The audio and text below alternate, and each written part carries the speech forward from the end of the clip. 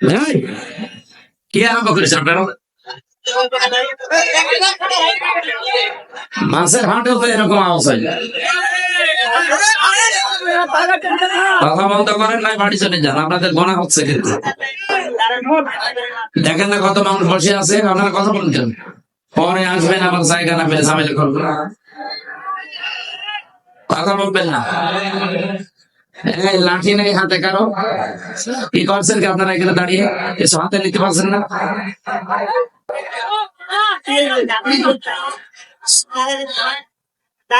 হ্যাঁ, কথা বলবেন না ভাই।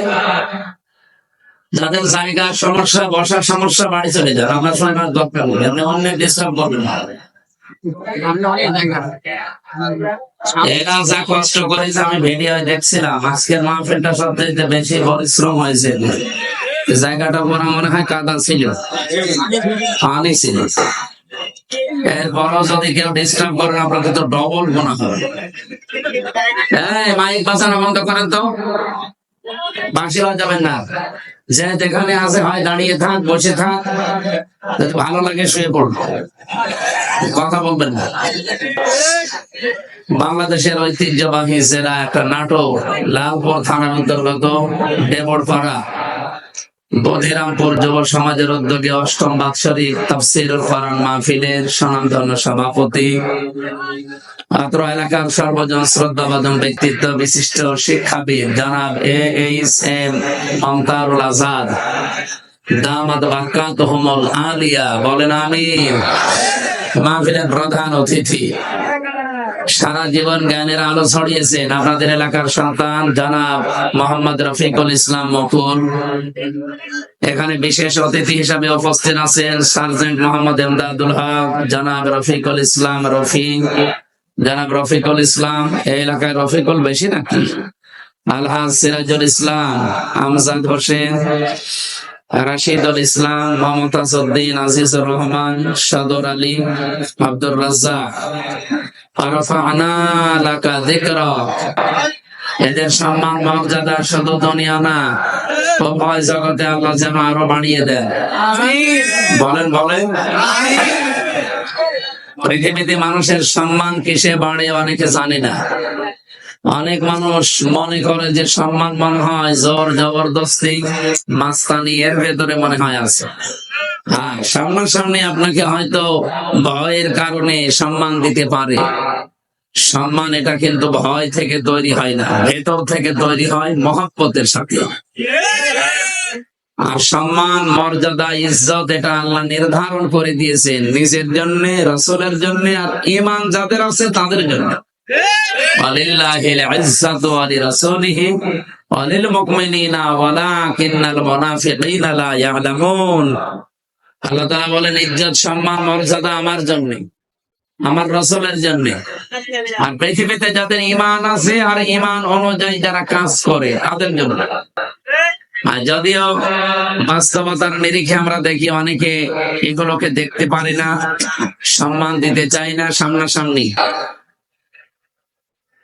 সৃষ্টি জগৎ যত আল্লাহ বানিয়েছেন, 18,000 মাখলুকাত এটা বলা হয়, এর চাইতে অনেক আছে। সব সৃষ্টির ভেতরে যাদের ঈমান অনুযায়ী কাজ হয়, ঈমান অনুযায়ী যারা দুনিয়াতে কাজ করতে পারে, আমল করতে পারে, তাদের প্রতি মহব্বত, ভালোবাসা আল্লাহ নিজে তৈরি করে দেয়। এটাকে আমি বানালাম, বলেন বলেন। এখানে কি এত নড়াচড়া করেন কেন? ফ্যান দেওয়া লাগবে না, ঠিক আছে, বসুন বসুন, বাইরে রেখে দিয়ে ভালো করে বসেন তো। এত কষ্ট করে অনুষ্ঠান দিয়েছেন আপনারা, নিজেরাই যদি না শোনেন, বাইরের লোক দিয়ে শুনিয়ে কাজ হবে? নিজেরা আগে শোনেন। আর এখানে যদি কেউ দাঁড়ায় না, বসুন বসুন। মানুষের মর্যাদা, সম্মান যেহেতু আল্লাহ ঈমান এবং এই ঈমানের উপরে ভিত্তি করে যারা কাজ করবে তাদের প্রতি এটা নির্ধারণ করে দিয়েছেন, নির্দিষ্ট করে দিয়েছেন। ইয়ারফা'ইল্লাহুল্লাযীনা আমানু মিনকুম ওয়াল্লাযীনা উতুল ইলমা দারাজাত। সূরা মুজাদালার 11 নম্বর আয়াতের মাঝের অংশে আছে, পৃথিবীতে যাদের ঈমান আছে আর ঈমান এবং যারা জ্ঞান পেয়েছে, ইলম পেয়েছে, এই দুইটা গুণ যাদের ভেতরে পাওয়া যাবে, ইরফা, এটা মুজারি, বর্তমান, ভবিষ্যৎ, প্রেজেন্ট, ফিউচার। আল্লাহ বলেন দিন যত যেতে থাকবে এদের মর্যাদা সম্মান বাড়তেই থাকবে। আয়াতের ব্যাখ্যায় আমি একটা আয়াত পেয়েছি সূরা মারিয়ামের 96 নম্বর আয়াত, ইন্নাল্লাযীনা আমানু ওয়া আমিলুস সালিহাতি সায়াজআলু লাহুমুর রাহমানু উদ্দা।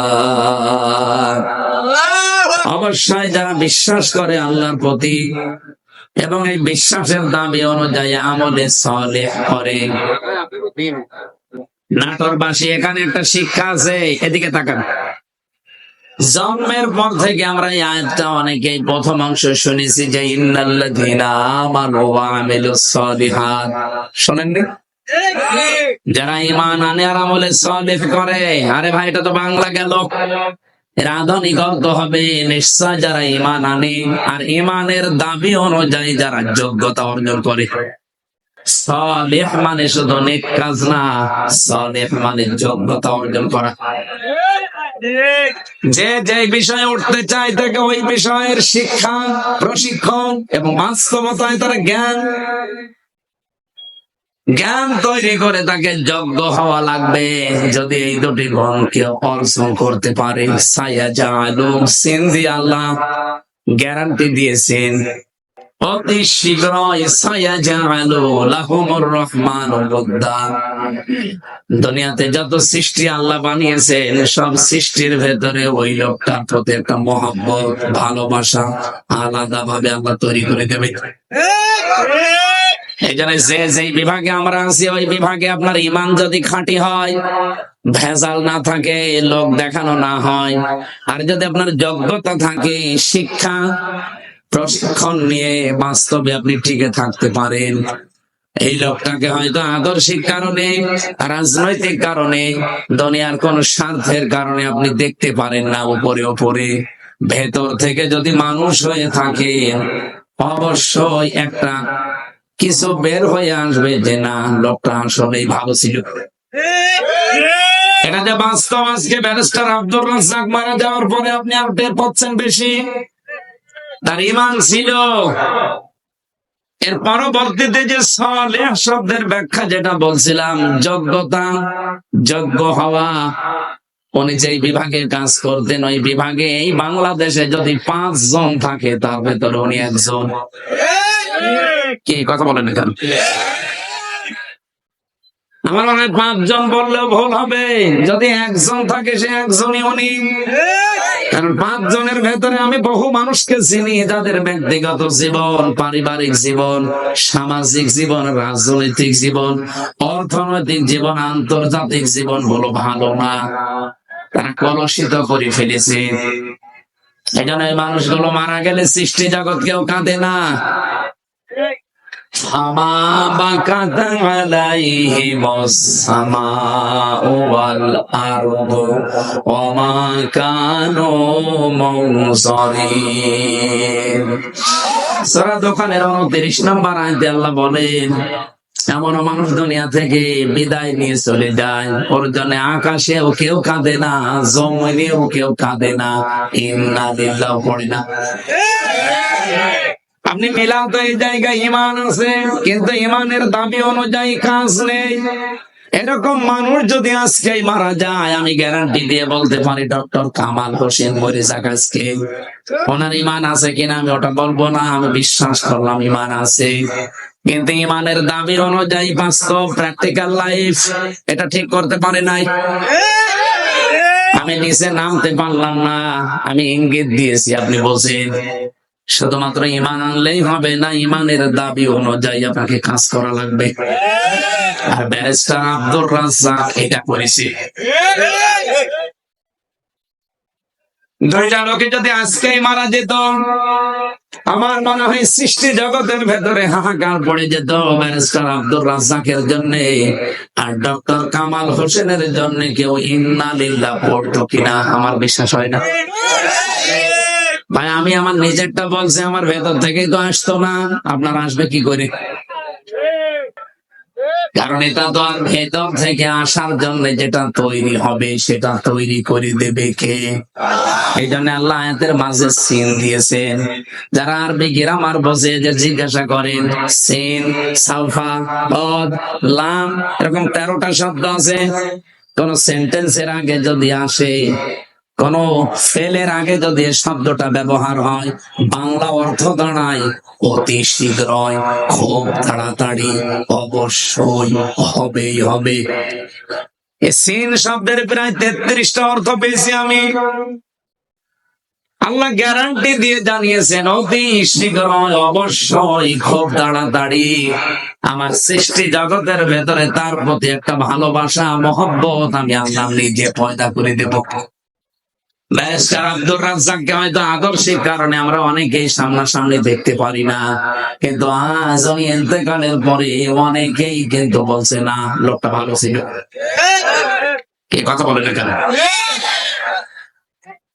আপনি মরে যান তো দেখি, পৃথিবীর সব সৃষ্টি আপনার জন্য কাঁদে কিনা? গত কয়েকদিন আগে মাইক্রোসফট, এটা খ্রিস্টানরা চালায়, তারা রিপোর্ট দিয়েছে সারা পৃথিবীতে 257টা দেশের মানুষের উপরে তারা গবেষণা চালিয়েছে। এই তথ্য তারা পেশ করেছে। তাম পৃথিবীর 6 জন মানুষকে, শুধু আমি না, তাম দুনিয়ার সবাই ঘৃণা করে, অপছন্দ করে, দেখতে পারে না। 2 নম্বরে নাম এসেছে আমাদের প্রতিবেশী যে মোদি। 3 নম্বরে নাম এসেছে যেটার ওটা পালিয়েছে, ওটার নাম বলা ঠিক না, যেটা আমাদের নিজের, তো এবার নিজের গায়ে লাগবে, এজন্য বাংলায় বলে দিলাম যে পালিয়েছে।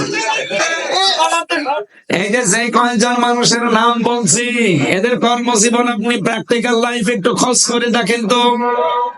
এই মানুষগুলোর ভুল সিদ্ধান্তের কারণে এটা সূরা ইউনূসের ভেতরে পাবেন। 11 নম্বর পারা, 19 নম্বর পৃষ্ঠা, 4 নম্বর লাইনের 100 নম্বর আয়াতের শেষের দিকে আছে, ওয়ায়াজআলুর রিজসা আলাল্লাযীনা লা ইয়াকিলুন। আল্লাহ পাক বলেন, কোন মানুষ যদি তার জ্ঞান অনুযায়ী, যোগ্যতা অনুযায়ী, বিবেক অনুযায়ী কাজ না করে, তখন তার উপরে ভুল বিষয়গুলো আমি আল্লাহ চাপিয়ে দেই। আমি 3 বছর জেলখানায় ছিলাম। প্রথম যে 10 দিন রিমান্ডে ছিলাম, দ্বিতীয় দিন আমার রিমান্ডে জিজ্ঞাসা করছে যে সাতক্ষীরার মাওলানা আমিরুল ইসলাম বিলালী, উনি আপনার বাড়িতে কল দিয়ে এই কথা বলতে বলেছে যে আপনি বলবেন আমি জামাত ইসলাম করি না। সে কথা বললো কি করে? বাড়ির নাম্বার ট্যাগ করে ওরা এখান থেকে বসে বসে মেশিং এর মাধ্যমে, এই আয়না ঘর যেটা বলা হয়, এটা মিনি, বেগটা তো আমি দেখিনি, ছোটটা আমি দেখেছি।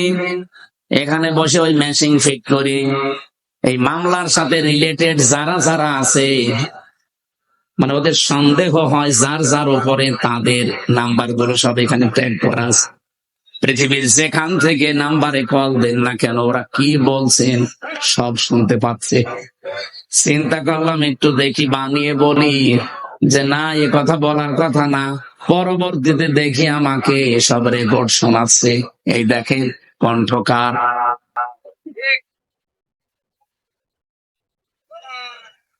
আমার ভাইরা, আমি যে কথা বলতে চাচ্ছি, আপনার ভুল সিদ্ধান্তের কারণে কিন্তু আপনার এলাকা সব ধ্বংস হয়ে যাবে। এই জন্য এজালুর রিজসা, আজ আমাদের পাশের এই দ্বিতীয় নিকৃষ্ট মানুষ এই মোদি, তার ভুল সিদ্ধান্তের কারণে আগামীর পৃথিবী বসবাসের অযোগ্য হয়ে যাচ্ছে। 3 দিন আগে জানে গোবিন্দ পরমাণিক, বাংলাদেশে হিন্দু মহাজোটের মহাসচিব যিনি, গোবিন্দ চন্দ্র পরমাণিক, উনি অলরেডি জানিয়ে দিয়েছে, হে ভারত সহ বিশ্বের হিন্দু ভাইরা, আপনার এই মাতাল মোদিকে থামান। এ মাতাল যদি না থামে, সামনে পৃথিবী বসবাসের অযোগ্য হয়ে যাবে। কারণ এখন অলরেডি ওরা ডাঙ্গা লাগিয়ে দিয়েছে। কি কথা বলছেন? ভারতে অলরেডি দাঙ্গা চলছে। কিসের পাকিস্তানের সাথে? দেখেন বাতাস আসলো বলে, আর যেহেতু ওখানে এতদিন পর্যন্ত আমাদের ওই চিন্তা করা লাগে নাই, কারণ ওদের সাথে আমরা দেখতে পাচ্ছি আশপাশে কোন রাষ্ট্রের মিল নেই। আপনি ভারতের সাথে দেখেন, এই যে আমি কয়েকটা রাষ্ট্র ঘুরে আসলাম, ওদের সাথে আফগানিস্তানের একটা বর্ডার আছে, মিল নেই। পাকিস্তানের সাথে তো দা কুমড়ার সম্পর্ক, ভুটানের সাথে মিল নেই, মালদ্বীপের সাথে মিল নেই, শ্রীলঙ্কার সাথেও মিল নেই, মায়ানমারের সাথে মিল নেই, চীনের সাথেও মিল নেই। আমাদের সাথে মিল ছিল, বোবো ছিল, বোবো নেই, মিল নেই।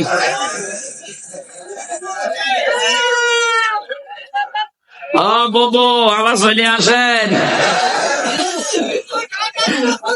ওরা বারবার এই কথা বলছেন। এতদিন শুনতাম যে বলতো আমাদের স্বামী স্ত্রীর সম্পর্ক, যদিও এই কথাটা বলা যায় নেই, কারণ দাদা ফুল হাতা আর আমরা হাফ হাতা। এটা মনে হয় হাফ হাতা না ফুল হাতা? মুসলমানে দিয়েছে, দিতে পারে। আর দাদা যদি এই বয়সে এসে মুসলমানি দিয়ে বিয়ে করতে চায়, তাহলে বিয়ে পড়ানো যায়। আর যে বয়স, আপনি হাজাম পাবেন কোথায়?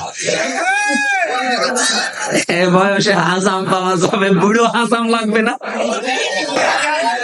আর বুড়ো মানুষের হাতে আপনি অস্ত্র দেবেন, ও আগা কাটতে যে ঘোড়া কেটে ফেলবে। এই জন্য দাদার এই বয়সে যেন আবার শখ না জাগে যে আমি আবার বিয়ে করব।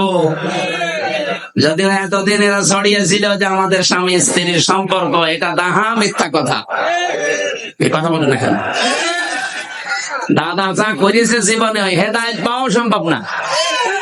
কারণ মানুষ যখন পাপ করতে করতে সীমা ছাড়িয়ে যায়, ইন্নামা নুমলি লাহুম লিয়াজদাদু ইসমা ওয়া লাহুম আযাবুম মুহিন। সূরা আল ইমরানে আছে, 4 নাম্বার পারা, 12 নাম্বার পৃষ্ঠা, 11 নাম্বার লাইন আছে। কোন মানুষ যদি পৃথিবীতে পাপের সীমা ছাড়িয়ে ফেলে, তখন আমি আল্লাহ ওকে অপমানজনক শাস্তির ভেতরে ফেলে দেই, আর সেইটা ওদের কপালে আসতেছে। ওরা যা করেছে পাপ সীমা না, সীমা ছাড়িয়ে আরো আরেক সীমা চলে গেছে। কতগুলো আল্লাহর ঘর ওরা ভেঙেছে, আপনি দেখতে পাচ্ছেন। 1500 বছর আগে আব্রাহা নামক একটা লোক শুধুমাত্র আল্লাহ একটা ঘর ভাঙ্গার চেষ্টা করেছিল, ভাঙতে পারে নাই। তাই তাদেরকে আল্লাহ আবাবিল পাঠিয়ে, কি আপনি আসলেন কেন? আপনার কাছে পানি কে চেয়েছে? লাগবে না ভাই, এগুলো না, আপনি তো শুনছেন না, তাহলে এসব ঝামেলায় আছেন।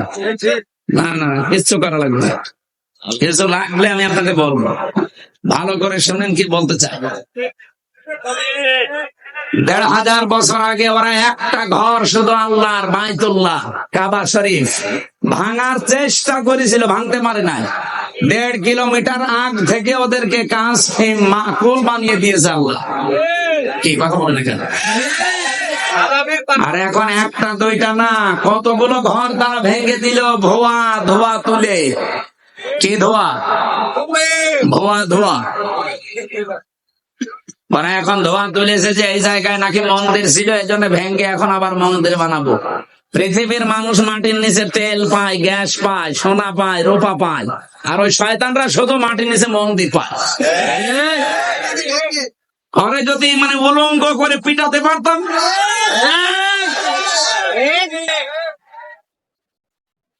আমার মনে হয় গোপালগঞ্জে কিছুদিন আগে যেভাবে পিটিয়েছিল এই প্রশাসনের লোকজন, ওদেরকে ওইভাবে ওদের হাতে ছেড়ে দেওয়া দরকার।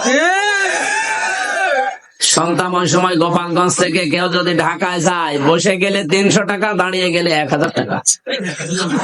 দাঁড়িয়ে যাবে কি করি, পেছনে এমন অবস্থা করেছি। এখন আল্লাহর ঘরগুলো যারা এই ভুয়া ধোয়া তুলে ভেঙে দিচ্ছে, আমার মনে হয় তাদেরকেও এই প্রশাসনের হাতে ছেড়ে দেওয়া দরকার। পেছনে কি অবস্থা হয় দেখ। এখন যদি বাংলাদেশে আওয়াজ তুলি আমরা যে ঢাকার স্বামীবাগে ইসকন মন্দির 500 বছর আগে এখানে মসজিদ ছিল, ভেঙে আমরা মসজিদ বানাবো, মানবেন?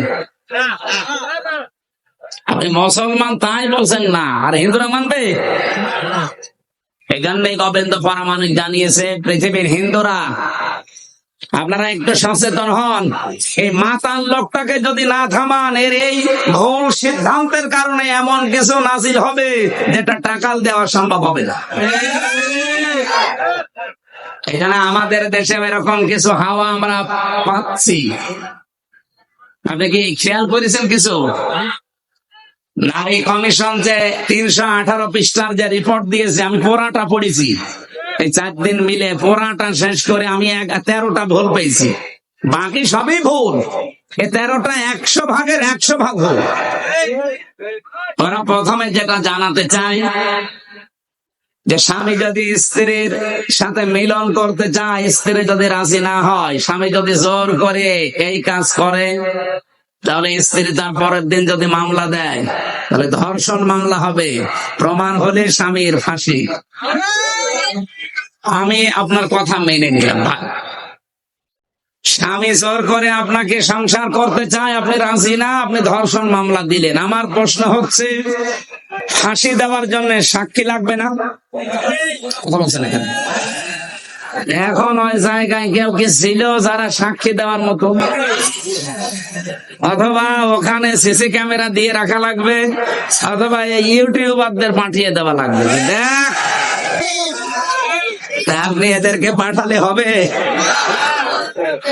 আমার এই জন্য একটা একটা করে যখন পড়লাম, আমার মনে হচ্ছিল এগুলো মেয়াদ উত্তীর্ণ গাঁজা খেয়েছি। ওদেরকে আর বাইরে রাখা ঠিক না, ওদের রুচি, ওদের সব বিকৃতি হয়ে গেছে, চেহারাও বিকৃত হয়ে গেছে। যে কয়টা চেহারা দেখলাম, একটাও মহিলার মতো লাগছে না। এখানে যারা পুরুষ মানুষ আছে, আমরা ঘোষণা দেব কি, পুরুষ ভাইরা পুরুষ প্যান্ডেলে চলে আসে, মেয়েরা মহিলা প্যান্ডেলে চলে যান। আর যারা মহিলা না, পুরুষ না, ওদের কোন প্যান্ডেলে পাঠাবো? আমি ওদের চেহারার দিকে তাকিয়ে আমার মনে হচ্ছিল ওগুলো মনে হয় তৃতীয় লিঙ্গ। আপনি তৃতীয় লিঙ্গের কোন কিছু বলতে পারেন, আপনি মহিলাদের পক্ষে বিপক্ষে কথা বলেন কোন কারণে? আপনি মহিলা? মেয়ে লোক হওয়ার জন্য যে সমস্ত সিমটম দরকার আপনার তো কিছুই নেই। আমি নিচে নামলাম না, অনেক সাররা আছে তাই। এই জন্য আমার মনে হয় এদেরকে আর বাইরে রাখা ঠিক না। এদের পেছনে অবশ্যই রাঘব বোয়াল আছে, আমরা জানি। পৃথিবীর কোন রাঘব বোয়ালে কাজ হবে না। এদেশে 92% মুসলমান যতদিন আমরা আছি। কিছু না থাক আমাদের, অন্তত লা ইলাহা ইল্লাল্লাহ, এ কথা বলে না কেন? আমরা চাই খুব তাড়াতাড়ি এই মানুষগুলোকে আপনারা পাবনায় পাঠান। আমি কয়েকদিন আগে গিয়েছিলাম হেমায়তপুরে দেখার জন্য, যে দেখি পাগল এখন আর অত বেশি নেই। জিজ্ঞাসা করলাম একজনকে, বলছে হুজুর এখন প্রায় ভালো হয়ে যায়, পাঠিয়ে দেয়। কয়েকজন আছে, আমার তো মনে হচ্ছে নতুন কিছু পাগলের আমদানি হচ্ছে, এদের পাঠানো দরকার। নয়তো এরা এই কথা লিখলো কি করি?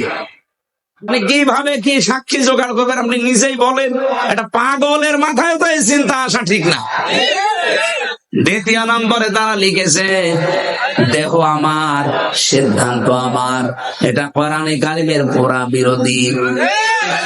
আল্লাহ পাক বলেন, আলাহুল খালক ওয়াল আমরু তাবারাকাল্লাহু রাব্বুল আলামিন। সৃষ্টি যার, সিদ্ধান্ত তার। কথা বলেন না কেন?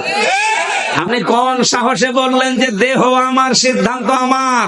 এ দেহ আপনার কে বলেছে? আমি এখন 33 বছর বয়সে আছি, 34 বছর বয়স আগে বলেন তো আমার অস্তিত্ব ছিল? আমির হামজা না, আমার মা বাবার তো বিয়েও হয়নি 35 বছর আগে। তার মানে উল্লেখ করার মতো আমি আর কিছু ছিলাম না। হামজা তো দূরের কথা, আমাকে পর্যন্ত নিয়ে এসে বসিয়েছেন যিনি, তিনি কে? নেই থেকে হামজা পর্যন্ত যিনি বানিয়েছে, আস্তে আস্তে করে তার নাম আরবিতে বলা হয় রব। তারবিয়াতু শাইই ইলা কামালিহি শাইআন ফা শাইআন। নেই থেকে তারবিয়াতের মাধ্যমে একটার পরে একটা সিস্টেম পাল্টিয়ে যিনি তোমাকে পূর্ণতায় পৌঁছিয়ে দেয় তিনি হচ্ছে রব, আমরা যাকে আল্লাহ বলি। সুতরাং যারা এই কথা লিখেছেন তাদের ঈমান নেই। আর কোরআনে কারীমের সূরা আরাফের 54 নম্বর আয়াতের পুরা বিরুদ্ধে এই কথা যে দেহ আমার, সিদ্ধান্ত আমার। আপনি আল্লাহর সাথে বিদ্রোহ করেছেন, আপনি বেঈমান হয়ে গেছেন। এই নারী কমিশনে যারা আছে এদেরকে যদি তাওবা করানো না হয়, এই মানুষগুলো যদি নতুন করে মুসলমান না হয়, ঘোষণা দিয়ে গেলাম আজকে রেকর্ড হচ্ছে, এদের একজনও যদি মারা যায় এদের জানাজাও জায়েজ নেই, কবরে দেওয়াও জায়েজ নেই। আর জানাজা পড়াবো কি দিয়ে আমি, আর কবরে দেব কি বলে? বিসমিল্লাহি ওয়া আলা মিল্লাতি রাসূলিল্লাহ। এই পুরো কথাটাই তো মিথ্যা হয়ে যাবে যে আল্লাহর নামের উপরে, রাসূলের আদর্শের উপরে রেখে গেলাম। কই, আপনি তো আল্লাহর নামেও নেই, রাসূলের আদর্শেও নেই, এই কথা বলছেন না কেন? এই জন্য আপনাকে আমি রাখবো কি করে? আপনার জন্য আমি মিথ্যাবাদী হব? কি কথা বলেন না কেন? আমি আপনার জন্য মিথ্যাবাদী হব? এই জন্য আপনাকে কবরে দেওয়াও ঠিক হবে না, জানাজাও ঠিক হবে না। আপনারা একটা কাজ করা যায় না, আপনারা হিন্দুদের মতো পড়িয়ে ফেললেও হবে না, কারণ হিন্দুরা তো মানবে না। আপনারা করবো কি? কুকুর দিয়ে খাওয়ানো লাগবে। ডক্টর আহমদ শরীফ ঢাকা বিশ্ববিদ্যালয়ের এক শিক্ষক, ও বলেছিল আল্লাহ বলতে কেউ নেই। ছাত্ররা জিজ্ঞাসা করছেন, স্যার আপনি এই কথা বললেন? যা বলেছি, যা দেখি না তা বিশ্বাস করি না, এই জন্য ইসলাম ধর্ম আমি মানি না। তাহলে হিন্দু ধর্ম মানেন? বলছে না, ও ধর্ম আমি মানি না। আপনি যদি মুসলমান দাবি না করেন, হিন্দু দাবি না করেন, আপনাকে তো পোড়ানো যাবে না, কবরে দেওয়া যাবে না, কি করব? বলছে আমার লাশটা ঢাকার মেডিকেল কলেজে দিয়ে দিও, ছাত্র ছাত্রীরা আমার লাশ কেটে গবেষণা করবে, শিক্ষা পাবে। মারা যাওয়ার পরে অ্যাম্বুলেন্সে করে নিয়ে গেছে ঢাকা ভার্সিটিতে, ঢাকা মেডিকেলের মুসলমান ছাত্র ছাত্রী যারা তারা মিছিল আরম্ভ করেছে, জানে না এই নাস্তিকের লাশ আমরা এখানে ঢুকতে দেব না, কারণ যে আল্লাহকেই মানে না, ওরে কেটে আমরা কি পাবো? ওর নাপাক শরীর যেন এখানে না ঢুকে। অ্যাম্বুলেন্সের ড্রাইভার চিন্তা করছে, ভার্সিটির ছেলে মেয়েরা ও না জানি খেপে গেলে আমার গাড়িতে যদি আগুন লাগিয়ে দেয়, ও মরা শয়তানের সাথে আমি জীবিত মানুষ পড়ে যাবো। দরকার নেই ভিক্ষা, আগে কুকুর সামলা, দে গাড়ি ঘুরিয়ে টান। এখন ঢাকা মেডিকেল নেয়নি, হিন্দুদের মতো পড়িয়ে ফেলা হয়নি, মুসলমানের কবরে দেওয়া হয়নি। কি হয়েছে?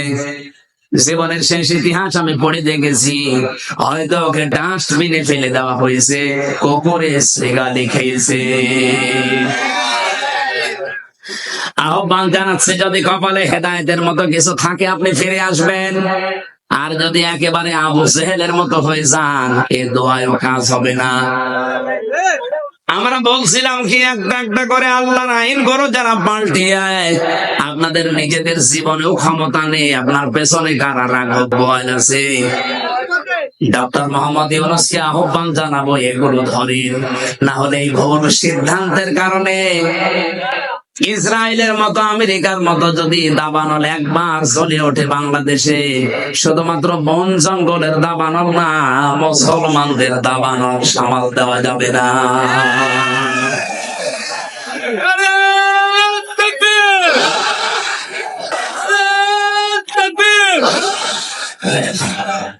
আলহামদুলিল্লাহ, আমি যে কথা আরম্ভ করেছিলাম যে পৃথিবীতে মানুষের সম্মান আর মর্যাদা বাড়ে ঈমান আর জ্ঞান, এই দুইটার সমন্বয়। যাদের জন্য এতক্ষণ দোয়া করার জন্য এই কথাগুলো বললাম, এত মানুষের নাম আমি একবারে বলেছি, ওয়ারফা'না লাকা যিকরাক বলেছি। এদের মর্যাদা আমরা শুধু দুনিয়ায় চাই না, আখিরাতেও যেন মর্যাদা টিকে থাকে, ওই কাজগুলো করার তৌফিক আল্লাহ তাদের দান করুন। কি কথা বুঝেছেন?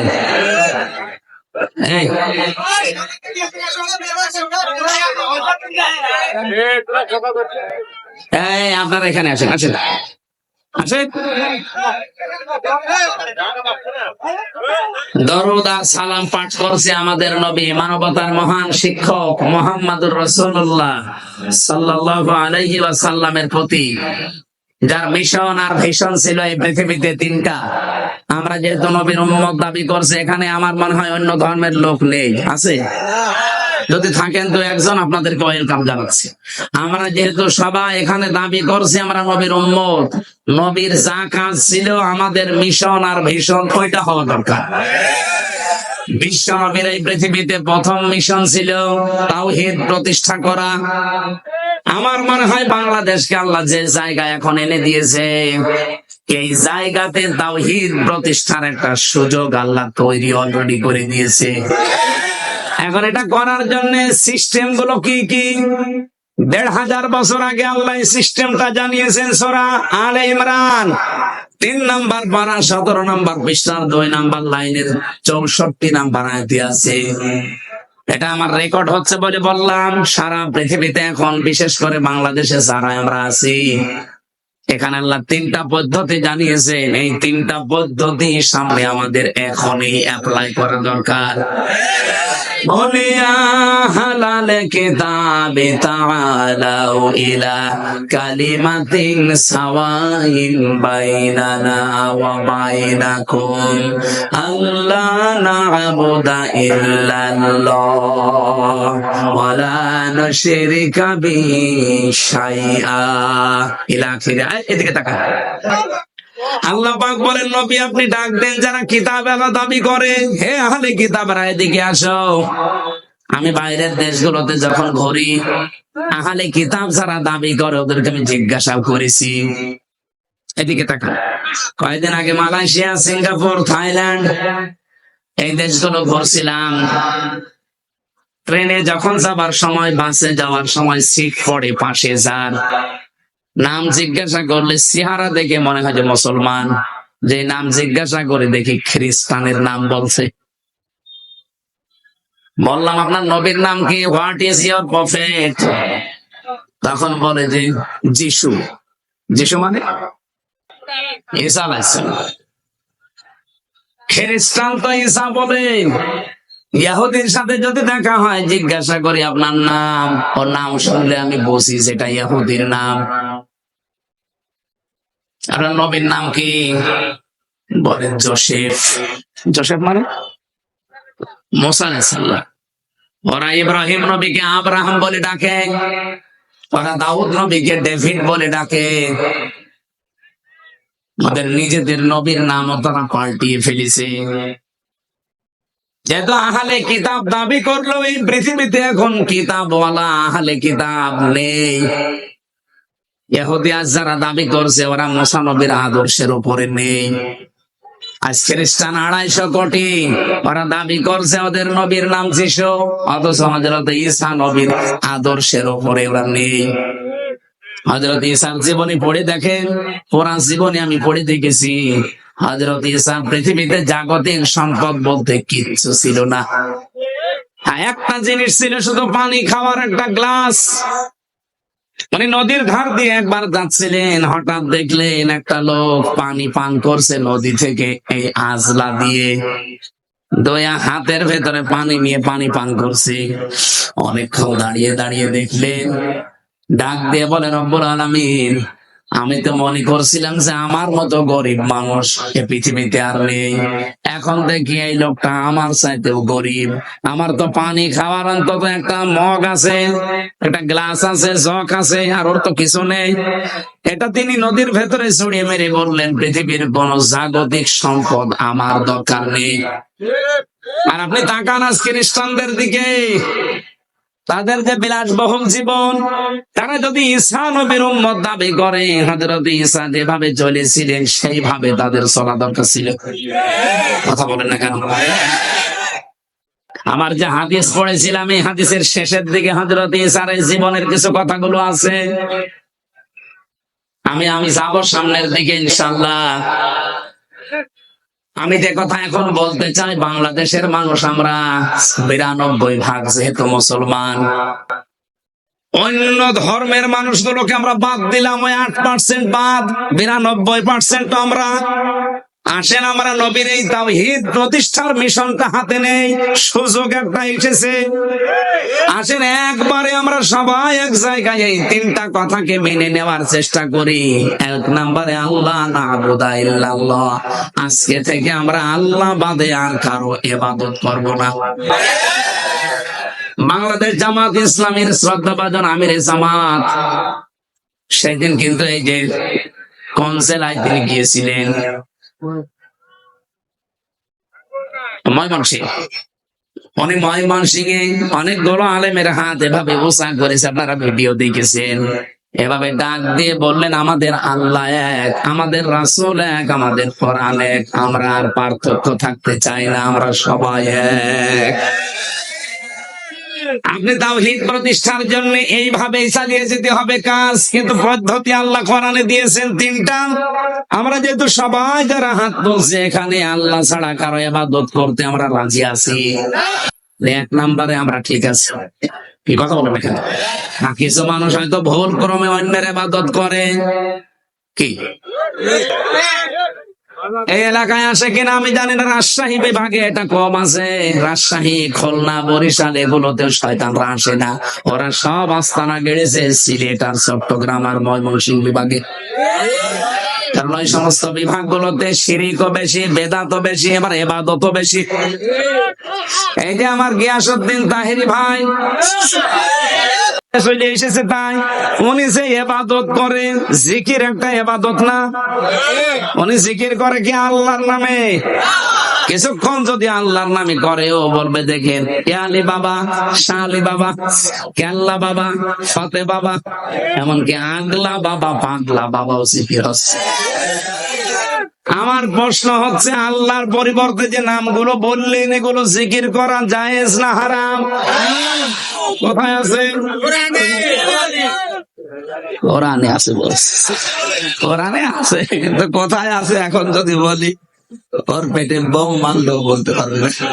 আছে, সূরা আরাফে আছে, 9 নম্বর পারা 13 নম্বর পৃষ্ঠা 4 নম্বর লাইনের 180 নম্বর আয়াতে আছে, ওয়ালিল্লাহিল আসমাউল হুসনা ফাদউহু বিহা ওয়া যারুল্লাযীনা ইউলহিদুনা ফি আসমাই।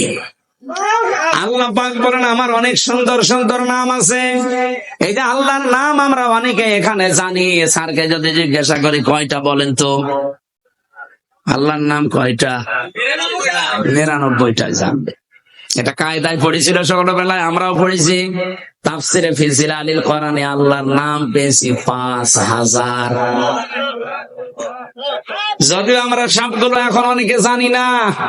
আপনি 5000 নামের যে কোনো একটা নামে আল্লাহকে ডাকতে পারেন, কোনো অসুবিধা নেই, কিন্তু সাবধান, ওয়াদারুল্লাযীনা ইউলহিদুনা ফি আসমাই, আল্লাহর নামকে যারা ইলহাদ করে, ইলহাদ মানে পরিবর্ধন করে ফেলা, উলট পালট করে ডাকা, পাল্টিয়ে ফেলা। উনি যে আলী বাবা, শালি বাবা, কেল্লা বাবা, ফতে বাবা, আল্লাহর সাথে কোনো মিল আছে? পুরো নামই পাল্টিয়ে ফেলেছে। এই জন্য আল্লাহ বলেন, আমার নাম যারা পাল্টিয়ে ডাকে, উলট পালট করে দেয়, আমার নাম বাদ দিয়ে অন্য কাউকে ডাকে, তাদের সাথে তোমরা ডাকবা না। কে বলছে? সুতরাং আজকে থেকে যারা আল্লাহ বাদে অন্যের ইবাদত করছে তারা বাদ। এদেশে ঐক্য যদি প্রতিষ্ঠা করতে হয় তাহলে আল্লাহর ইবাদতের বাইরে যারা, ওরা বাদ। হ্যাঁ, কথা বলেন না কেন? যদি জামাত ইসলামকে বাদ দেওয়া লাগে বাদ দিয়ে দেন, যদি হেফাজত ইসলাম বাদ দেওয়া লাগে বাদ দিয়ে দেন। আপনি একা হন তাও অসুবিধা নেই, কিন্তু আমরা আল্লাহর ইবাদত করতে চাই নির্ভেজাল ভাবে। আল্লাহ না'বুদা ইল্লাল্লাহ, নবী আপনি ওদের বলেন যে আসো আমরা আল্লাহর ইবাদত করি, এর সাথে অন্য কাউকে যেন আর 2 নম্বরে ওয়ালা নুশরিকা বিহি শাইআ, আল্লাহর ইবাদতের সাথে আমরা কাউকে শিরিক করব। বলেন। এবার এই পয়েন্টের উপর আমি 2 মিনিট কথা বলতে চাই, ভালো করে শুনবেন। যেহেতু আল্লাহর ইবাদতের সাথে আমরা আর কাউকে শিরিক করতে চাই না, শিরিকের ব্যাখ্যা আমি বহু জায়গায় নাটোর জেলায় বলেছি। শিরিক বিজাত, শিরিক বিসিফাত, শিরিক বিল ইখতিয়ারা, শিরিক বিল হুকুম, এটাগুলো পয়েন্ট আকারে যদি আপনি শ্রেণী বিন্যাস করেন 120 প্রকার পাবেন। এটা তাফসীরে কাবীরের ভেতরে আছে, আল্লামা ফখরুদ্দিন রাজি লিখেছেন। এক কথায় জবাব দিলাম যে আল্লাহ যেটা পারে ওইটা অন্য কেউ পারে, এই বিশ্বাস করার নাম শিরিক। এই কথা বোঝা যায়নি? আল্লাহ যেটা পারে ওইটা অন্য কেউ পারে, এই বিশ্বাস করার নাম। এদেশে বিশ্বাস নেই। বলেন বলেন বলেন তো, সন্তান দিতে পারে কে? অন্য কেউ পারে।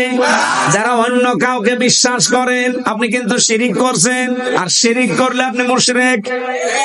এ পর্যন্ত বুঝেছেন? এবার আসেন 2 নম্বরে। এ জমিন বানিয়েছে কে? এ জমিন বানিয়েছে আল্লাহ। এখানে আইনও চলবে আল্লাহর। আলা লাহুল খালকু ওয়াল আমরু, এই আয়াতটার প্রমাণ। সুতরাং আল্লাহর এই জমিনে যারা অন্যের আইন এখানে প্রতিষ্ঠা করার জন্য চেষ্টা করেন, এর জন্য দল করেন, এর জন্য আপনি মিছিল মিটিং করেন, এর জন্য ভোট করেন, টাকা পয়সা খরচ করেন, আপনি শিরিক করছেন। এত সহজে বলার পরেও কেউ যদি না বোঝার ভান করে থাকেন, আমার মনে হয় আপনার কপাল আর হেদায়েত নেই। বলেন তো, বোঝেন নাকি? হাত তোলেন তো।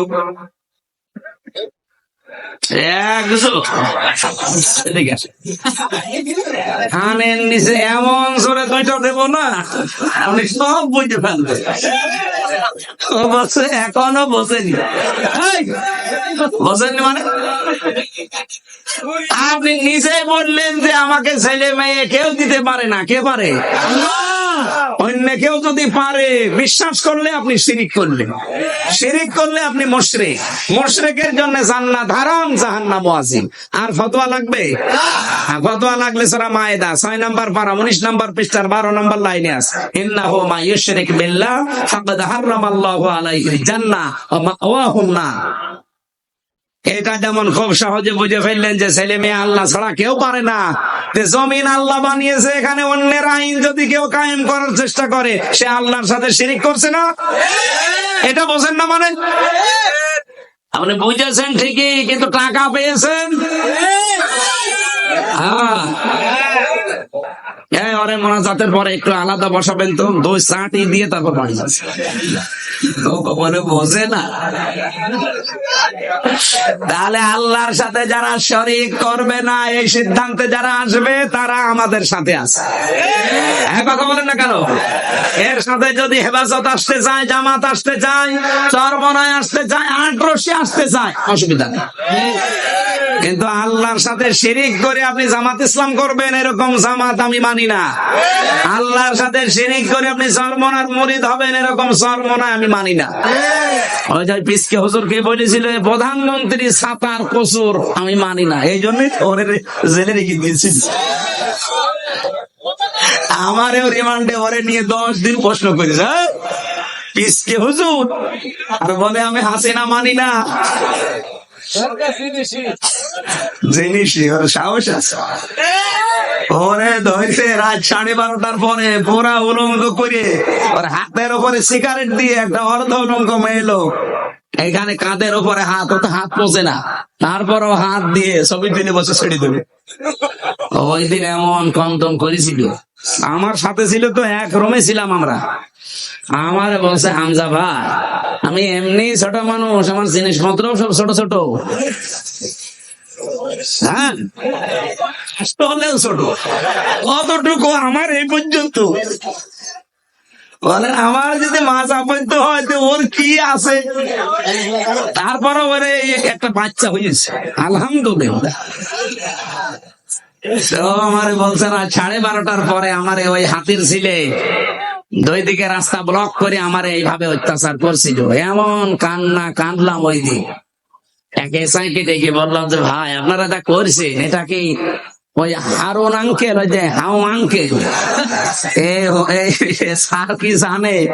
জানে না মানে উনি তো করাচ্ছে। উনি করাচ্ছে। অথচ দিনের বেলায় দেখা করতে এসে বলে, হুজুর কেমন আছেন, ভালো আছেন, সবকিছু খোঁজ নিয়ে যায়, আর উনি এটা করাচ্ছে।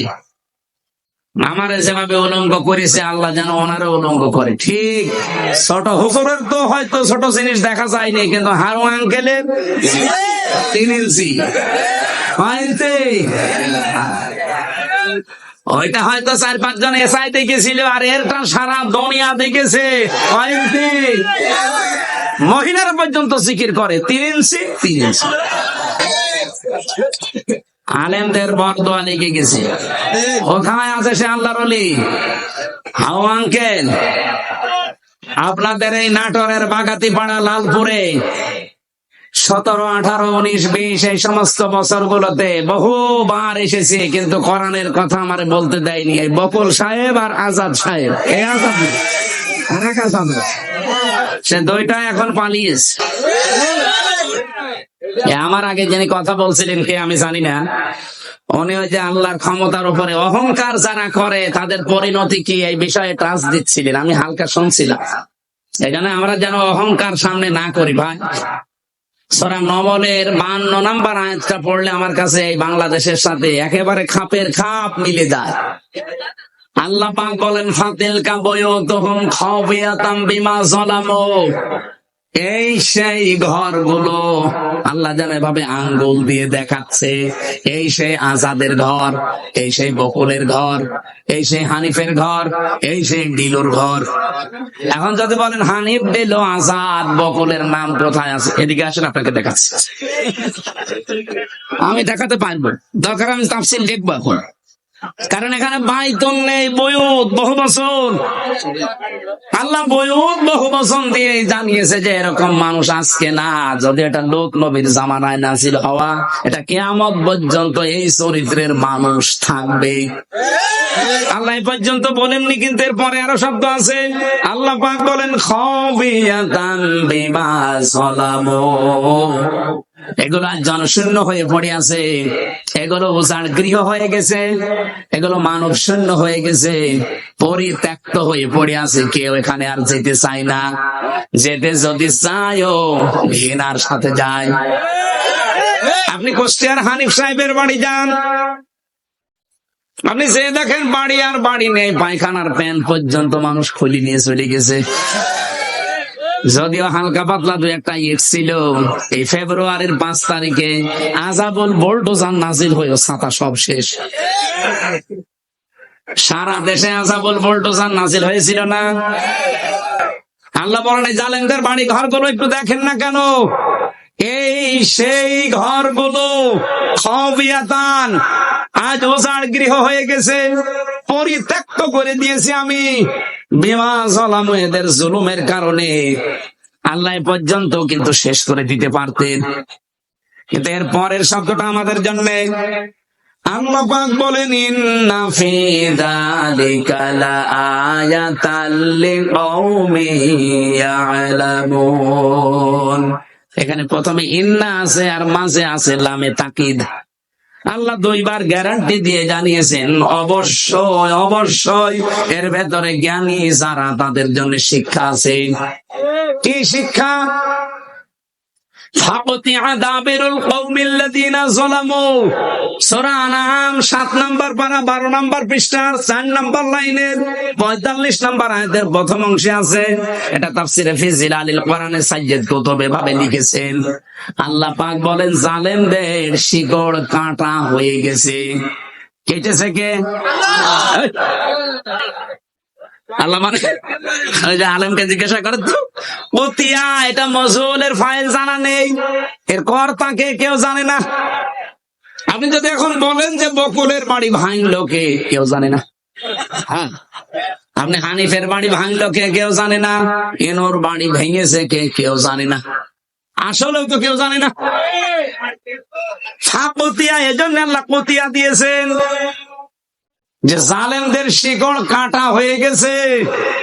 এখনো যারা জালেমদের পক্ষে সাফাই গান, অনেকে আশায় বুক বেঁধে আছেন যে ববু চট করে আসবে, তাহলে আল্লাহর কোরআনের আয়াত মিথ্যা হয়ে যাবে। কারণ এর আগের ইতিহাসের দিকে তাকান, লক্ষণ সেন 510 বছর হয়ে গেল, আজও আসেনি। কথা বলছে না কেন?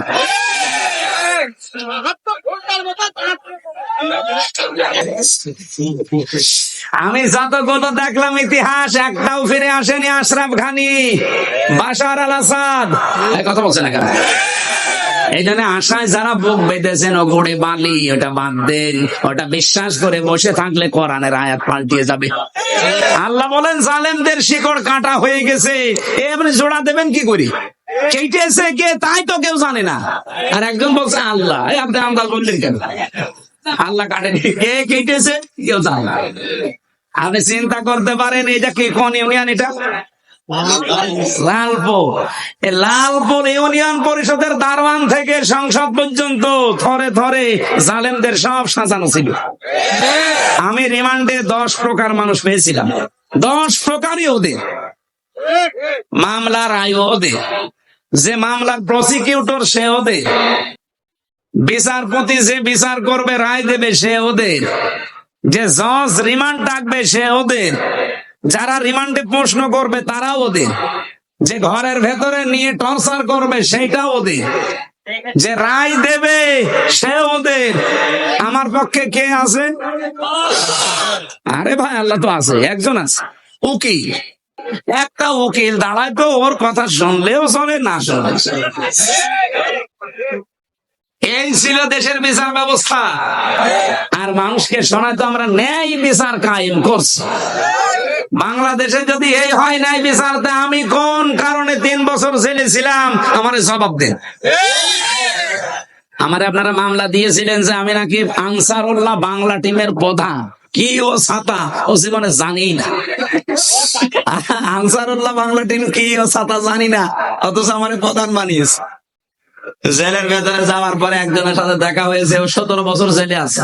ওর নাম আব্দুল মতিন, ও হচ্ছে আল্লাহ দলের প্রধান সারা বাংলাদেশে। বললাম ভাই আপনি তো আল্লাহ দলের সভাপতি, সেক্রেটারি কে? বলছে আমার সেইনি। আপনি সভাপতি, আপনার সেইনি সেক্রেটারি, আর কে নেই। এই দেশে জঙ্গি ছিল। এই জন্য ডক্টর এনায়েতুল্লাহ আব্বাসী হেফাজত ইসলামের সমাবেশে 3টা প্রস্তাব দিয়েছে যে আবেগের ছলে হলেও কেউ যদি ইসলাম এবং মানবতা রাসূল নিয়ে এই বাংলাদেশে কথা বলতে যায়, তাকে আইনের আওতায় এনে কঠোর শাস্তি দেওয়া লাগবে। এটা আমরা চাই না। আপনি অধিকারের নাম নিয়ে রাসূলকে গালি দেবেন, আল্লাহর কোরআনের আয়াত বিকৃতি করবেন, এটা আর সামনে যেন না হয়, এই আইন পাস করা লাগবে। 2 নম্বরে উনি বলেছিলেন এই দেশে যারা নবীকে বিশ্ব নবী শেষ নবী মানে নাই, কাদিয়ানি যারা, এদেরকে রাষ্ট্রীয় ভাবে অমুসলিম ঘোষণা করা লাগবে। শোনেন এটা কথা বলছেন, আমরা এই দাবির পক্ষে আছি না? কোরআনে কারিমের শুধু 1 আয়াতের 4 ভাগের 1 ভাগ, মা কানা মুহাম্মাদুন আবা আহাদিম মির রিজালিকুম ওয়ালাকিন রাসূলুল্লাহ, এই পর্যন্ত ঠিক আছে।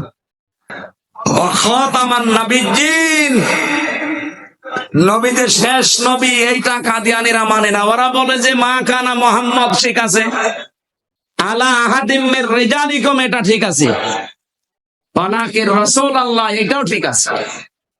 কিন্তু ওয়ালাকিন রাসূলুল্লাহর পরে খাতামান নাবিয়্যিন, উনি শেষ নবী, এটা ঠিক নেই।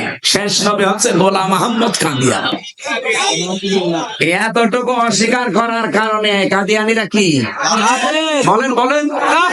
আমরা চাই তাদেরকে অমুসলিম ঘোষণা রাষ্ট্রীয় ভাবে করা হোক। বারবার কিন্তু আহ্বান জানানো হয়েছে 92% মুসলমানের দেশে। তারা অমুসলিম হয়ে থাক, তারা ইহুদি, খ্রিস্টান, বৌদ্ধ, মুশরিক, হিন্দু, মাজুসি এদের মতো থাকবে, কোনো অসুবিধা নেই। কিন্তু আপনি মসজিদ বানাবেন, আজান দেওয়ার সময় এই যে দর্শনা চুয়াডাঙ্গা দর্শনা উথলি একটা মসজিদ আছে কাদিয়ানীদের, ওরা মুহাম্মদুর রাসূলুল্লাহ আজান দেয় না, আহমদ গোলাম আহমদ কাদিয়ানী এই শব্দ আজানের মাঝে জুড়ে দেয়।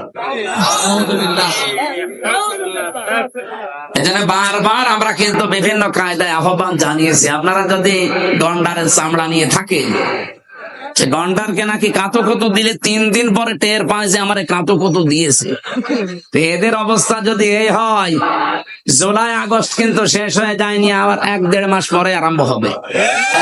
যারা দায়িত্বে আছেন আপনারা জুলাই আগস্টের ফসল, জনগণ ছাত্র জনতা আপনাদেরকে জায়গায় বসিয়েছে, সুতরাং এ দেশের মানুষের সেন্টিমেন্ট বুঝবেন। উল্টা পাল্টা সিদ্ধান্ত নিয়ে বিভিন্ন কল কাঠি যারা নাড়াচ্ছে তাদের কথা শুনে আবার দেশটা অস্থিতিশীল করবেন, নিজেও থাকতে পারবেন না, আমাদের কপালও আগুন লাগাবেন। আমাদের দেওয়ালে ফিট থেকে গেলে তো তখন আর কামড় দেওয়া ছাড়া উপায় থাকবে না। কথা বলেন না কেন?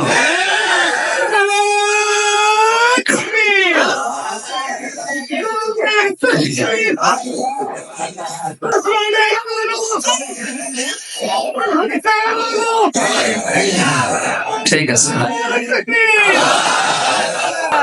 আমার ভাইরা, আমরা শিরকের যে বিষয় নিয়ে পর্যন্ত এসেছিলাম একটু তাকান। আজ বাংলাদেশে ঐক্যের বারবার ডাক দেওয়া হচ্ছে, সবাই আসেন, কিন্তু শিরিক যারা করেন তারা আসলে ওই ঐক্য থাকবে না। কি শিরিক যারা করেন তারা যদি এসেও থাকেন লোক দেখানোর জন্য, ঐক্য টিকবে না। এই জন্য শিরিক যারা বাদ দিতে পারেন তারা আসেন। 3 নম্বরে ওয়ালা ইয়াত্তাখিযা বা'দুনা বা'দান আরবাবাম মিন দুনিল্লাহ, আল্লাহ বাদে আমরা কাউকে অভিভাবক হিসাবে আর গ্রহণ করব না। আমাদের অভিভাবক ইন্ডিয়া না, আমাদের অভিভাবক আমেরিকা না, চীন না, রাশিয়া না, আমাদের অভিভাবক কে? এই বিশ্বাসে যারা বিশ্বাসী তাদেরকে এক জায়গায় নেন। 92% মুসলমানের ভেতর থেকে যদি সব বের হয়েও চলে যায়, যদি 51% টিকে থাকে, এই দেশে আগামীতে কোরআন কায়েমে বাধা কেউ দিতে পারবে না। আল্লাহ এরপরে দিয়েছেন ফাইন তাওয়াল্লাহ, এরপরেও যদি কেউ মুখ ফিরিয়ে যায়, যাক ফাকুলু শাহাদু, আপনি একটু ঘোষণা দিয়ে দেন, ফাকুলু শাহাদু বিআন্না মুসলিমুন, আমরা কারো মুখাপেক্ষী না, আমরা মুসলমান। নবীর প্রথম মিশন ছিল, ভিশন ছিল তাওহীদ প্রতিষ্ঠা। এটার জন্য যে পদ্ধতিগুলো বললাম, এই 3টার কাছে আসা লাগবে। আসেন বাংলার মানুষের এই 3টা বিষয় নিয়ে আমরা এগিয়ে যাই। 2 নম্বরে নবীর মিশন আর ভিশন ছিল তিনি মানব অধিকার প্রতিষ্ঠা করেছিলেন। এই তথ্য আপনি সূরা নিসার 58 নম্বর আয়াতে পাবেন। ইন্নাল্লাহা ইয়া'মুরুকুম আন তু'আদ্দুল আমানাতি ইলা আহলিহা, অবশ্যই আমি আল্লাহ তোমাদের সবাইকে নির্দেশ দিলাম তোমাদের যাবতীয় আমানত তার প্রাপকের কাছে পৌঁছিয়ে দেবা। এখানে আমানাত বহুবচন, তাফসিরে মারিফুল কোরআন খুলে দেখবেন এই বহুবচনে মুফাসসির লিখেছেন আমানাত মানে ভোগ। আমি কি এটা বানিয়ে বললাম? যদি বানিয়ে বলি কোন আলেমকে নিয়ে এখানে বসান, তাফসীরটা নিয়ে এসে খোলেন, সূরা নিসা 5 নম্বর পারা 6 নম্বর পৃষ্ঠা, 5 নম্বর লাইনে, এটা 4 নম্বর লাইনে আছে, 58 নম্বর আয়াত। অবশ্যই আমি আল্লাহ তোমাদের সবাইকে নির্দেশ দিলাম, শুধু হামজাকে না, কম বহুবচন, সবার জন্য আমার নির্দেশ, তোমাদের যাবতীয় আমানত তার প্রাপকের কাছে পৌঁছিয়ে দিবা। যেহেতু আমানত মানে উনি ভোট লিখেছেন, সুতরাং আগামীতে এই দেশে আমরা চাই 300 জন এমপি দাঁড়াবে। 300 জনের ভেতরে অন্তত 151 জন আমরা এমন মানুষ চাই যারা কোরআন বুকে নিয়ে সংসদে যেতে পারবে। এই আমানতটা আমরা নষ্ট করব?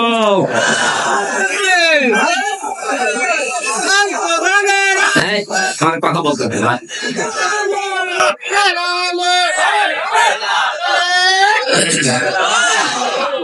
আমার ভাইরা, এটা যদি কারো কাছে রাজনীতি মনে হয়, যদি মনে হয় এটা দুনিয়ার বিষয়, এটা ধর্ম ব্যবসা, হ্যাঁ এটাই আমার ধর্ম ব্যবসা। কারণ আমি এই ব্যবসা করেই কোরআনকে সংসদে পৌঁছিয়ে দিতে চাই।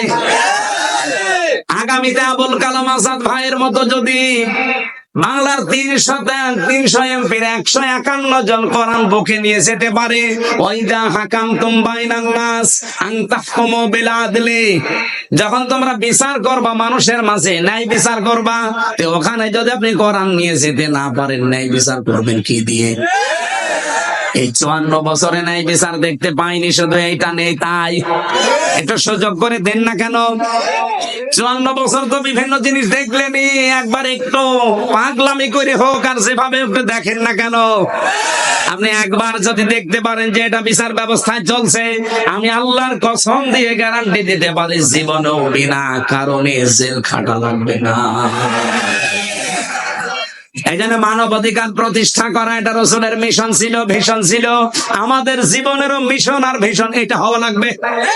এখানে যদি কারো দ্বিমত থাকে হাত তোলেন, যে না এটা আমি মানি না, তোলেন। এখানে কেউ চলে যাওয়ার পরে যদি লালপুর বাজারে কালকে গিবত করেন না, দাঁত মুখ খুলে ফেলবেন। হ্যাঁ, আমি চলে গেলে এরা গিবত করবো, যে না কিছু বলে গেল বুঝলাম না। বুঝলেন না মানে সব বুঝেছেন আপনি। নবীজির জীবনের মিশন ছিল, উনি মানবাধিকার প্রতিষ্ঠা করেছিলেন। আর মানবাধিকার প্রতিষ্ঠা করার জন্য ক্ষমতা লাগে, আইন লাগে, সেটা হাতে আছে আমাদের? নেই। ফাইদা সরা রিশওয়াতান ফিদ্দিন ওয়ালাসতুম বিতারিকিহি ইয়ামনাকুমুল ফাকরা ওয়াল হাজা আলা ইন্না রিহাল ইসলামি দাইরাতুম ফাদুরু মাআল কিতাবি হাইসু দার আলা ইন্নাল কিতাবা ওয়াস সুলতানা লা ইফতারিকান ফালা তুফারিকুল কিতাব। এদিকে তাকান। হযরত মুআয ইবনে জাবাল রাদিয়াল্লাহু তাআলা আনহু যেদিন ইয়ামেনের গভর্নর হয়ে তিনি যাবেন, ঘোড়ার রাকাবের ভেতরে তিনি অলরেডি পা তুলে দিয়েছেন। নবীজি ডাক দিয়ে বললেন, তোমাকে একটা দেশের দায়িত্ব দিয়ে পাঠাচ্ছি, হাদিয়া তোফা তোমার কাছে আসবে, তুমি যেহেতু দায়িত্বে আছো।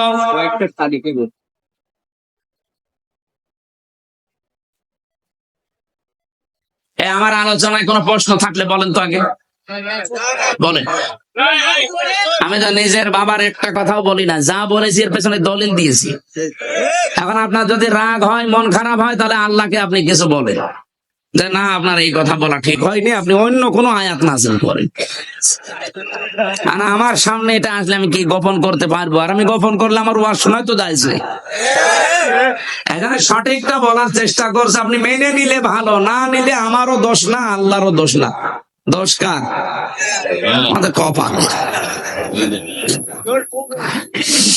নাটোর মাসে যেটা বলতে চাচ্ছিলাম এটা একটু খেয়াল করেন। নবীজি কোন সময় তাকে উপদেশগুলো দিচ্ছেন দেখেছেন, যে তুমি দায়িত্বে থাকলে তোমার কাছে হাদিয়া তোফা আসবে, আসে না? হাদিয়া তোফা তুমি গ্রহণ করতে পারো ওই পর্যন্ত, যতক্ষণ ওটা হাদিয়া তোফা থাকে। কিন্তু হাদিয়া যদি ঘোষের পর্যায়ে যায়, তখন ওটা নিতে পারবে না। হ্যাঁ, মুআয ইবনে জাবাল, ভালো করে কান খাড়া করে শোনো এই কথা। তুমি কিন্তু যে দেশের দায়িত্ব নিয়ে যাচ্ছ, আল্লাহর ইসলামের কালেমা, ধর্মের যে কল, বাতাসে নড়বে। এমন সময় তোমার সামনে কিছুদিনের ভেতরে চলে আসবে, আলা ইন্নাল কিতাবা ওয়াস সুলতানা লা ইফতারিকান। দেখবা অনেক মানুষ এমন আছে যারা বলবে আল্লাহর কিতাব আর রাজ্য রাজনীতি এটা আলাদা বিষয়। আমার মনে হয় বাংলাদেশ এখন কেউ বলে না, রাজশাহী বিভাগে বলিছে। এই কথা বলছে না কেন? আমার মনে হয় ১৫০০ বছর আগের কথা মনে হচ্ছে নবীজি কেবল কালকে বলে গেল, আলা ইন্নাল কিতাবা ওয়াস সুলতানা লা ইফতারিকান। জেনে রাখো, কিছু মানুষ এমন সময় চলে আসবে যারা বলবে আল্লাহর কিতাব, কোরআন শরীফ আর রাজ্য রাজনীতি এটা আলাদা। তোমাদেরকে নির্দেশ দিলাম, ফালা তুফারিকুল কিতাব, কখনো আল্লাহর কিতাবের রাজনীতি থেকে আলাদা হবা না। এ নির্দেশ কার? বলেন, নাকি আমি নির্দেশ বানাচ্ছি? বলেন, এই আরবি বাংলা যদি ভুল হয় আলেমদের জিজ্ঞাসা করছি, বলেন বাংলা ভুল হচ্ছে? সাহাবী বললেন, হুজুর এরকম একটা কঠিন সময় যদি আমাদের সামনে চলে আসে, কি করব তখন? আপনিও তো থাকবেন না আমাদের মাঝে, আমাদের তখন কি করার আছে? তখন নবী ওই ঈসা নবীর কাহিনীটা উম্মতকে শোনালেন। আমার তো মনে হচ্ছে বাংলাদেশে এখন ঠিক সেই সময় এসে গেছে। এই পৃথিবীর কোন চোর চাই যে গোলা ধানের গোলায় চাল তালা মারা থাক? বলেন বলেন। কোন মানুষ চাই চোর যারা, তারা কি চায় যে আমের বাগান কেউ পাহারা দিক? চোর যারা জীবনেও তারা চাইবে না যে বাক্সে সিন্ধুকে টাকা পয়সা সোনা গহনা আছে ওটা তালা মারা থাক। ওরা তো সব সময় চাইবে যে মুখ আগলা থাক। এই পৃথিবীতে যদি সত্যি যারা আসল চোর, তারা কখনো চাইবে না যে এই দেশে যারা ন্যায় পরায়ণতা কায়েম করতে চায় এই মানুষগুলো ক্ষমতায় যাক। কারণ এরা ভালো করে জানে এরা গেলে আমার হাত থাকবে না, কারণ আমি যত চুরি করেছি এই বাংলাদেশে অনেক চোর আমার মনে হয় স্বভাবে করে না, অভাবে করে, সেগুলো মাফ। কিন্তু যারা স্বভাবে করেছে এদেরকে আল্লাহ মাফ করতে নিষেধ করে দিয়েছে, তাদের হাত কাটার নির্দেশ দিয়েছে। আপনি সালমান এফ রহমানের কি ৩৬,০০০ কোটি টাকা ওর চুরি করা, ওটা কি অভাবে না স্বভাবে? কয়েকদিন আগে মালয়েশিয়া এক লোককে দেখি নিচে বসে বসে চা খাচ্ছে, এসে বললাম কি এখানে বছর বছর আমরা আগেই পালিয়েছি। পালালেন কেন? আপনার না ৬২০টা বাড়ি, ওই যে চট্টগ্রামের ওইটা ৬২০টা বাড়ি বানিয়েছেন আপনি। এই মালয়েশিয়া আপনার সাহেব পাড়া আছে আপনার নামে, আপনি সাহেব পাড়ার মালিক, বেগম পাড়ার মালিক, আপনি সেকেন্ড হোম হিসাবে এখানে বানালেন। এই সিঙ্গাপুরে বাড়ি আছে, থাইল্যান্ডে বাড়ি আছে, মালয়েশিয়া বাড়ি আছে, কত দেশে আপনার বাড়ি, কিন্তু আজ আপনি থাকতে পারেন না বাড়িতে। ওখানে সব তালা লাগিয়ে থাকেন আপনি এখন এই হোটেলে। ধরে রাখবো কি করে? আমি বললাম আপনি সাহেব পাড়ায় যেতে পারেন না, বলছে ওখানে যাব। বাংলাদেশের ২০ লাখ মানুষ এই মালয়েশিয়া আছে, আমারে যদি দেখে তো ভক্ত বানিয়ে ফেলবে। এই জন্য চুরি চুরি করে আসি, মাঝে মাঝে নামি আবার উঠে পড়ি। কি জীবন জেলখানার মতো হয়ে গেছে। কয়দিন থাকবে ভাবে? একদিন না একদিন তো আপনি কারো সামনে পড়বেন। আমার সামনে যেমন পড়েছিলেন, বছর দোয়া করি, দোয়া আপনার জন্য দোয়া আসবে। ৬২০টা বাড়ি বানিয়েছেন আপনি, তা বাবার টাকা দিয়ে যদি বানাতেন, সব তো জনগণের টাকা। এগুলো কিন্তু চুরি করেছে অভাবে না কিসে? মানবাধিকার প্রতিষ্ঠার জন্য আল্লাহ এই জন্য আমানত শব্দের পরে দিয়েছেন ওয়াইদা হাকামতুম বাইনান নাস, যখন মানুষের ভেতরে বিচার করবা, আনতাহকুমু বিল আদলি, তখন ন্যায় বিচার করবা। ও বাংলার মানুষেরা, বারবার এটা আমরা ক্লিয়ার করার চেষ্টা করছি। এই দেশে যতদিন আল্লাহর বিধান আমরা মানুষের ভেতরে কায়েম করতে না পারবো, ন্যায় বিচার শুধু ওয়াজের দ্বারা সম্ভব না। এইটা আপনার বুঝতে যত দেরি করবেন তত ন্যায় বিচার পেতে দেরি হয়ে যাবে। নবীদের মিশন এইটাই ছিল, ৩ নাম্বার নবীর মিশন ছিল দিন যেন জমিনে কায়েম হয়। এই জন্য আমার খুতবার ভেতরে এই কথাটা ছিল, ওয়ানাশহাদু আন্না মুহাম্মাদান আবদুহু ওয়া রাসূলুহু আল মাবউসু ফিনা বিল হুদা ওয়া দীনিল হক লিইয়ুযহিরাহু আলাল আদিয়ান। আল্লাহ পাক বলেন, এমন নবীর সাক্ষী তোমরা দিলে যিনি আমার বান্দা এবং আমার রাসূল, যাকে আমি দ্বীনে হক দিয়ে সত্যের বিধান দিয়ে তোমাদের ভেতরে পাঠিয়েছি। কেন? লিইয়ুযহিরাহু, এজাহার মানে এখানে বহু আলেম আমার মনে হয় জিজ্ঞাসা করলে এজহার মানে বলবে স্পষ্ট করা, না। এখানে আবিদা আধুনিক অর্থে এজহার মানে বিজয় করা। এজহার মানে আল্লাহ বলেন লিইয়ুযহিরাহু আলাল আদিয়ান, যত দিন আছে দুনিয়ায়, যত ধর্ম আছে, এখন ধর্ম দুনিয়ায় কত? ৪৫০০০। ৪৫০০০ ধর্মের ভেতরে ইসলামকে দাঁড় করানো লাগবে বিজয়ী রূপে। এ ঘোষণা কার? বলেন বলেন। আর ইসলামকে দাঁড় করাতে হলে নবীজি যদি ১৩ বছর মার খাওয়ার পরে ১০ বছর কোরআন দিয়ে রাষ্ট্র চালাতে পারে। কিছু মানুষ বলে হুজুর ১৩ বছরের কথা বলেন, ওই ১০ বছরের কথা বলার দরকার নেই। কেন? ১৩ বছর শুনতে আপনার ভালো লাগছে, নবীজি মায়ের খেয়েছিলেন, আর ১০ বছর যে এইটা দিয়ে রাষ্ট্র চালিয়েছিলেন প্রধানমন্ত্রী হয়ে, ওইটা আপনার ভালো লাগে না মানে?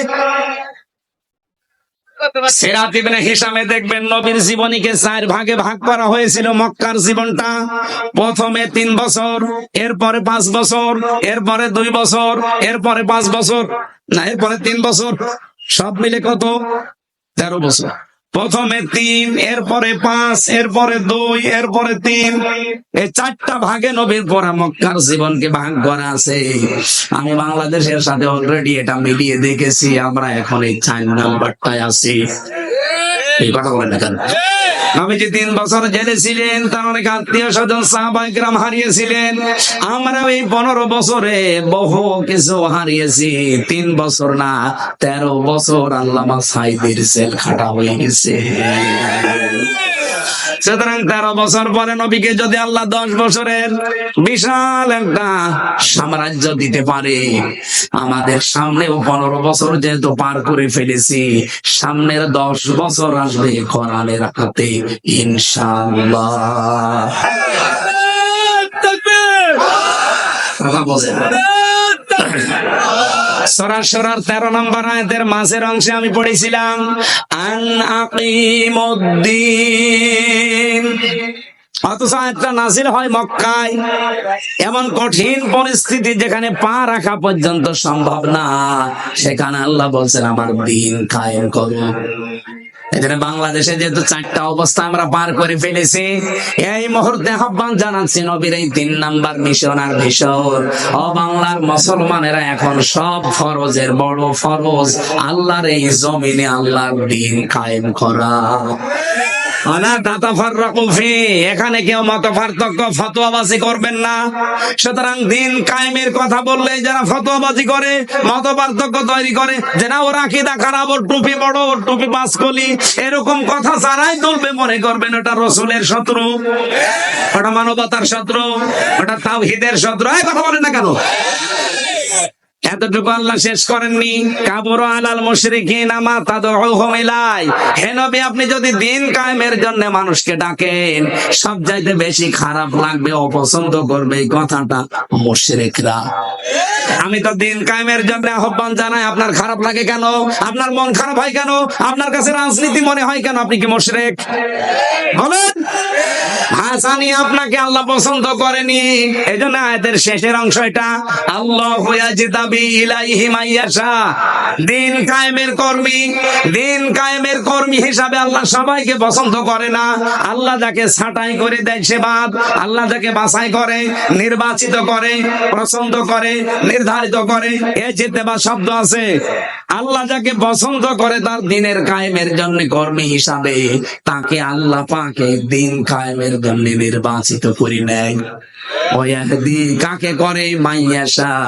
ওয়াহদি ইলাইহি মাইয়ুনিব, যে লোকটা আমার আল্লাহর দিকে মন থেকে ফিরতে চায়। আপনি কি আল্লাহর দিকে মন থেকে ফিরতে চান? যদি ফিরতে না চান, জীবনও আল্লাহকে আল্লাহ দিনের কর্মী হিসাবে আপনাকে কাজে লাগাবে না। আল্লাহর অত দায় পড়ে যায়নি। এই দেশে ইসলাম কায়েম না হলে আল্লাহর কোনো ক্ষতি আছে? ক্ষতি আপনার, ক্ষতি আমার। কারণ জীবনের শেষ দিন পর্যন্ত এই কাজে নিজেকে জড়িয়ে রাখা, এটা নামাজ রোজার চাইতেও বড় ফরজ। দলিল সূরা হিজর 14 নম্বর পারা 6 নম্বর পৃষ্ঠা, এটা মানে 6 নম্বর লাইনের শেষ নাম্বার আয়াত, সূরা হিজরের 99 নম্বর আয়াতে আছে, ওয়া'বুদ রাব্বাকা হাত্তা ইয়াতিয়াকাল ইয়াকিন।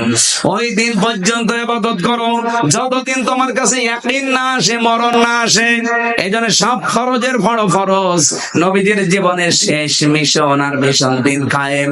সবাইকে আল্লাহ দিয়ে করাবে না, যাকে আল্লাহ নির্বাচিত করে, ছাঁটাই না করে বাছাই করে রাখে, তাকে আল্লাহ এই কাজে লাগাবে। আল্লাহ আমাদেরকেও যেন ছাঁটাইয়ের ভেতরে না ফেলে বাছাইয়ের ভেতরে আল্লাহ ফেলে দেন, বলেন আমিন।